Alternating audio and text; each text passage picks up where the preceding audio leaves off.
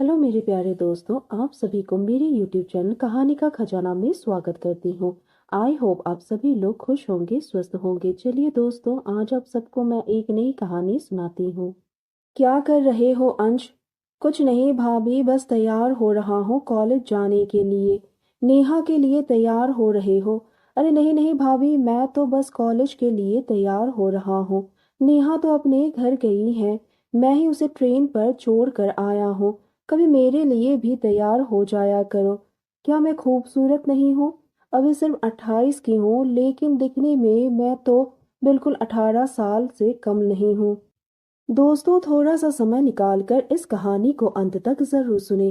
दोस्तों, आप लोग चैनल को सब्सक्राइब करना भूल जाते हैं। दोस्तों, आप सबसे रिक्वेस्ट है कि चैनल को एक सब्सक्राइब करें और वीडियो को एक लाइक करें।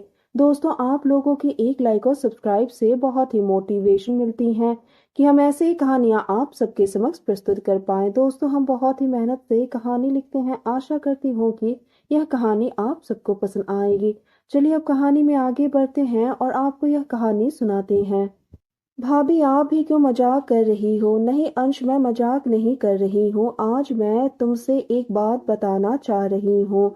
तुम्हारे भैया एक नामर्द हैं। आज 3 साल हो गए शादी के, लेकिन मैं अभी भी कुंवारी हूँ। ये सुनकर मैं अवाक रह गया। ये क्या कह रहे हो भाभी? हाँ अंश, मैं सच कह रही हूँ। मेरी तो जिंदगी खराब हो गई है। मेरी जवानी में तो जंग लग रहा है। जैसे लोहा पानी में रहकर खराब हो जाता है, वैसे बिना वो सब के मेरी जिंदगी नरक हो रही है। सारे अरमान और सपने तार तार हो गया है। ये बात मैं और किसी से कह भी नहीं सकती। ये बात तो सास या ननद से किया जाता है, लेकिन मेरे नसीब में सास ननद भी नहीं है। बस दुर्घटना ने तो मेरी सास ननद को भगवान ने बुला लिया है। अब तो तुम ही सब कुछ हो। इतना कहते ही भाभी रोने लगी और मैं उन्हें चुप करा के फिर कॉलेज चला गया। शाम को घर आया तो दरवाजे पर ही भैया मिल गया। अंश, बुआ जी की तबीयत ठीक नहीं है, वो अस्पताल में है। फूफा जी कह रहे हैं कि मैं आज अस्पताल में ही रहूं, क्योंकि फूफा जी 3 दिन से सोए नहीं हैं। वो रात भर अस्पताल में जागे रहे। आज बुआ की तबीयत ठीक है, इसलिए मैं ही रहूंगा। मैंने कहा ठीक है भैया, और हाथ मुंह धोकर मैंने भाभी से चाय बनाने के लिए कहा।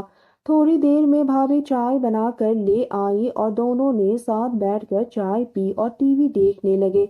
फिर दीपक, मेरा फ्रेंड, बाइक लेकर आ गया और कहने लगा, आज चलना है क्रिकेट खेलने। मैंने हाँ कह दिया और दोनों चल दिए। रात के करीब 7 बजे भाभी का फोन आया। दीपक ने फोन उठाया। अंश कहाँ है भाभी? अंश यही है, जरा सा छाती पर क्रिकेट का गेंद लग गया था, इसलिए क्लिनिक आया हूँ। आधे घंटे में घर आ रहा हूँ। मैं करीब 8 बजे घर पहुंचा तो भाभी इंतजार कर रही थी, क्योंकि वो घबरा गई थी कि मुझे चोट लगा है। क्या हुआ अंश, कहाँ चोट लगा है? दिखाओ। मैंने अपना कमीज खोल कर दिखा दी। अरे बाप रे, क्या बात है अंश, आपने मेरे से क्यों छुपाई कि आपको चोट लगी है? कितना सूजन आ रहा है छाती पे। चलो आराम से, पहले खाना खा लो फिर आराम करना। मैं गरम तेल की मालिश कर दूंगी। भाभी उस दिन बहुत ही हॉट लग रही थी। भाभी लाल रंग की नाइट सूट में मस्त दिख रही थी। हम दोनों ने खाना खाया और उसके बाद भैया को फोन किया और बुआ का हाल चाल लिया। मैं जल्दी ही सोने चला गया। अंश, लाइट मत बंद करना, मैं आ रही हूँ। तेल गरम कर रही हूँ, सरसों के तेल का मालिश कर दूंगी। मैंने कहा, नहीं भाभी, आप सिर्फ तेल गरम कर दो, मैं खुद लगा लूंगा। इतना कहकर मैं बेड पर लेट गया। भाभी 10 मिनट में गरम तेल लेकर आ गई और लगाने का जिद करने लगी। मैंने कहा, भाभी मैं लगा लूंगा, प्लीज आप छोड़ दो। भाभी ने कहा, अगर आज आपकी माँ होती तो आप भी यही कहते। मैं भाभी हूँ, कोई बात नहीं, कुछ नहीं करूंगी।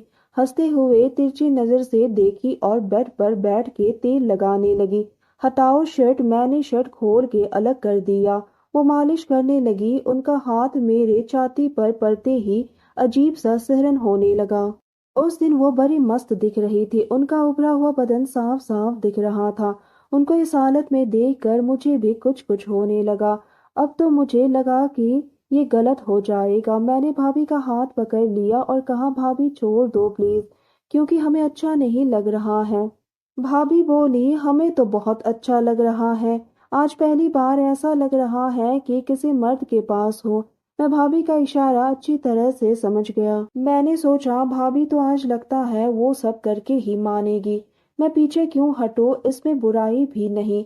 अगर मैंने कुछ नहीं किया तो अपनी भूख कहीं और जाकर मिटाएगी। अच्छा है घर की बात घर में ही रह जाए। उसके बाद मैंने भी उन्हें छेड़ना शुरू किया। मैंने कहा, आज आप बड़ी खूबसूरत लग रही हो।